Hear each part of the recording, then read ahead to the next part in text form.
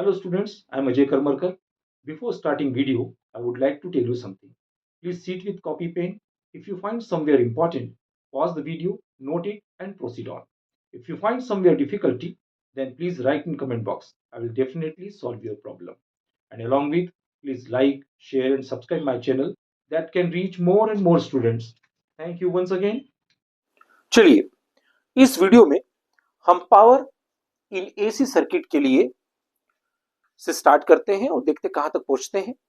सबसे पहले हम पावर के बारे में बात कर रहे हैं और आप लोगों को क्लास 10th में पता है कि पावर जो होता है वो W/T वर्क अपॉन टाइम होता है और यही पावर हम किसके लिए यूज कर रहे थे? डायरेक्ट करंट के लिए यूज कर रहे थे और डायरेक्ट करंट में फेज चेंज नहीं होता है।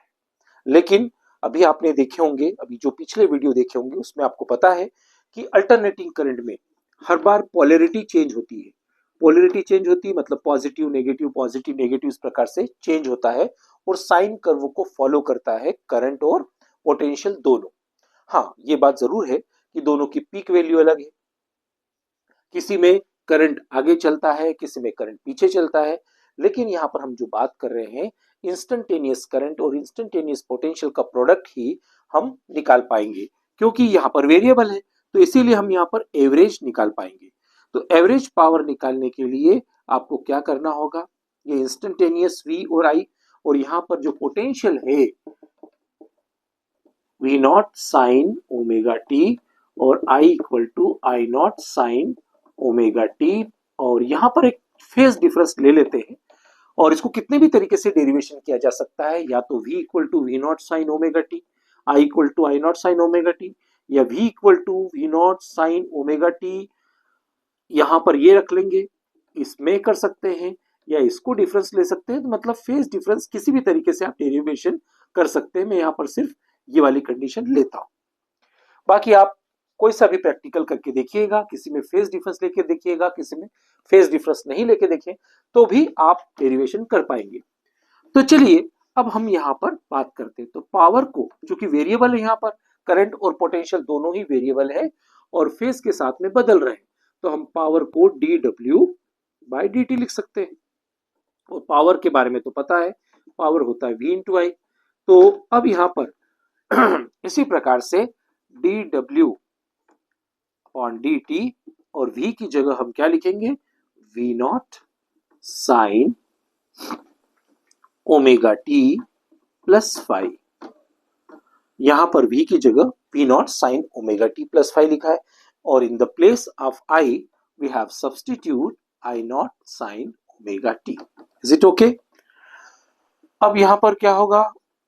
D omega d t, V naught और आई नॉट को पास पास में लिख लेते हैं, sign omega t plus five और साइन ओमेगा टी। अब इसको फार्मूला बनाने के लिए हम 2 का डिवीजन कर देते हैं और 2 का मल्टीपल कर देते हैं। चलिए, तो आपको अगर फार्मूला याद है तो फार्मूला बताइए। 1 मिनट सोचिए, वीडियो को पॉज कीजिए और समझिए कि इसमें कौन सा फार्मूला लग रहा है।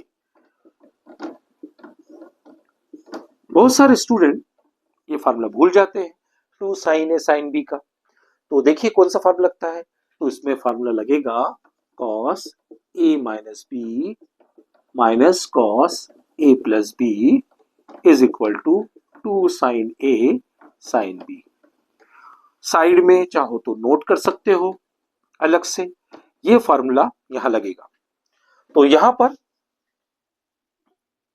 dw/dt is equal to V naught I naught upon 2 और यहां पर हम क्या करेंगे? ये आइडेंटिटी यहां पर लगाएंगे तो क्या हो जाएगा? cos a माइनस बी यानी कि ओमेगा टी प्लस फाइव और माइनस और ओमेगा टी।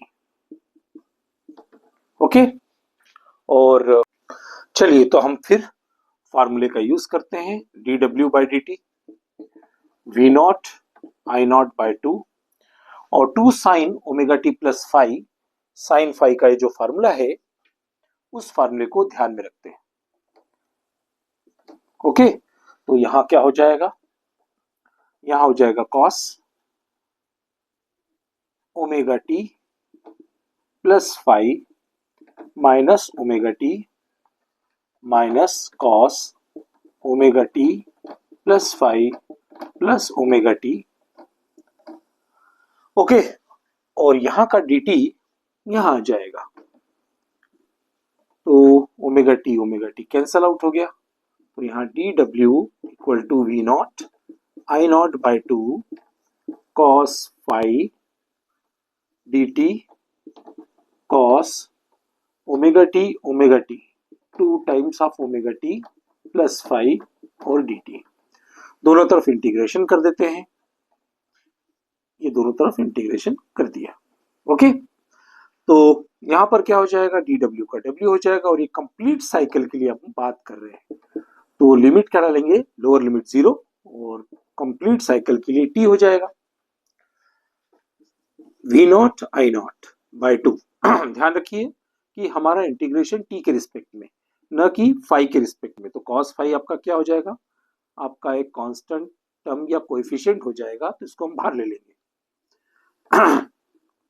तो ये 0 to t d t minus integration 0 to t cos, और यहां पर 2 omega t plus 5 d t. यहां पर चूंकि टी के रिस्पेक्ट में है, तो इसीलिए यहां पर ये वेरिएबल है W V naught I naught by two. ध्यान रखिए वी नॉट और आई नॉट जो है वो पीक वैल्यू है, पीक वैल्यू मतलब मैक्सिमम एम्पलीट्यूड। ओके, तो यहां पर क्या हो जाएगा, cos फाइव तो एज इट इज रहेगा, dt का इंटीग्रेशन हो जाएगा t, upper limit capital T, lower limit 0, और यहां पर हो जाएगा cos का साइन हो जाएगा 2 ओमेगा टी प्लस 5, और t का कोएफिशिएंट 2 ओमेगा है इसलिए नीचे आ जाएगा। इंटीग्रेशन में कोएफिशिएंट नीचे आ जाता है, डिफरेंशिएशन में कोएफिशिएंट आगे आ जाता है। तो ये स्पेशली बायो वाले स्टूडेंट ध्यान रखें। तो यहां पर क्या हो जाएगा, cos 5 और upper limit t lower limit 0 minus, यहां पर अब ये इस t की जगह वैल्यू रखना है। एक बात आपको बता दूं कि साइनोसॉइडल मतलब साइनोसॉइडल में कंप्लीट साइकिल में ये वैल्यू 0 होती है, मतलब टोटल वैल्यू 0 हो जाएगी। या तो आप डायरेक्ट कर सकते हैं और डायरेक्ट वैल्यू लिख सकते हैं, या फिर मैं आपको बता दूं कि कैसे 0 होता है। क्योंकि अपन डेरिवेशन करने जा रहे हैं तो यहाँ पर अभी शॉर्टकट नहीं कर रहे हैं, लेकिन एग्जाम में भी अगर आप करना चाहो तो आप यहाँ पर रीजन डाल सकते हो कि साइनोसॉइडल में साइन की कंप्लीट साइन की वैल्यू 0 होती है।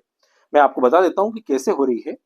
तो यहाँ पर देखिए साइन 2 और ये पाई ओमेगा की value 2 pi by T, upper limit यहाँ पर टी रख दिया, और प्लस 5 तो ऑलरेडी है, फिर वापस से माइनस नीचे का 2 ओमेगा तो कॉमन में रहेगा।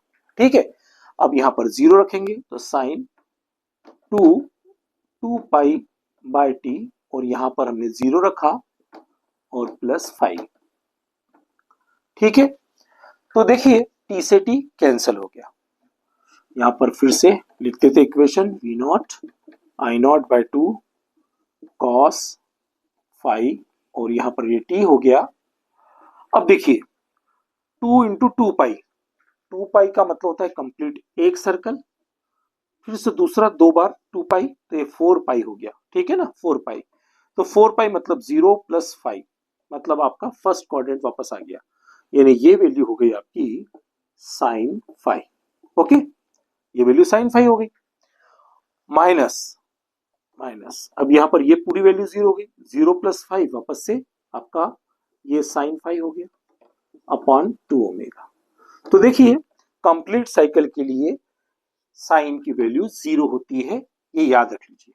तो आपकी बहुत सारी स्टेप्स और समय बचेगा आपका। ठीक है, तो ये वैल्यू आपकी 0 हो गई। तो W V not I not by 2 cos phi into T. अब ये टी जो है वो नीचे आ जाएगा, तो ये W बाई टी जो होता है वो एवरेज पावर हो जाएगा, V नॉट I नॉट। इस 2 को हम दो बार रूट टू लिख देंगे, तो root two into root two हो जाएगा, ये cos phi। तो ये हो गया V naught upon root two V RMS, मतलब आपका इनपुट पोटेंशियल और आपका इनपुट करंट। और ये cos phi जो है उसको हम पावर फैक्टर बोलते हैं। पावर फैक्टर मतलब cos phi R by Z। यहां पर Z का मतलब होता है इम्पीडेंस, ठीक है। तो ये R by Z power factor है। बहुत सारे क्वेश्चन इसमें पावर फैक्टर से रिलेटेड आएंगे। तो ये हुआ आपका पावर इन एसी का कंसेप्ट।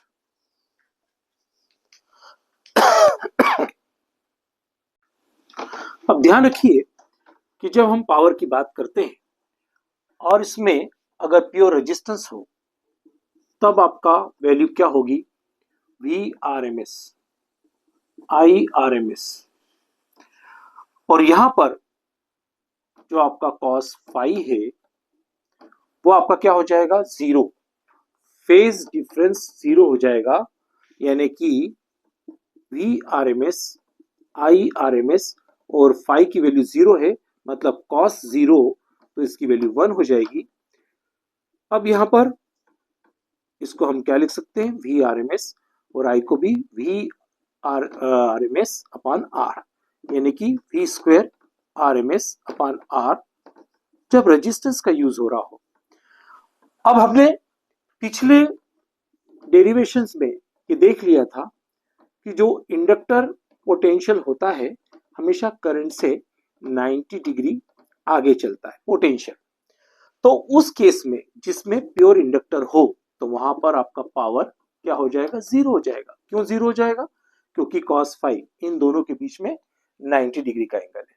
इसी प्रकार से कैपेसिटर में भी इसकी वैल्यू एवरेज वैल्यू जीरो हो जाएगी, क्योंकि उसमें करंट आगे चलता है।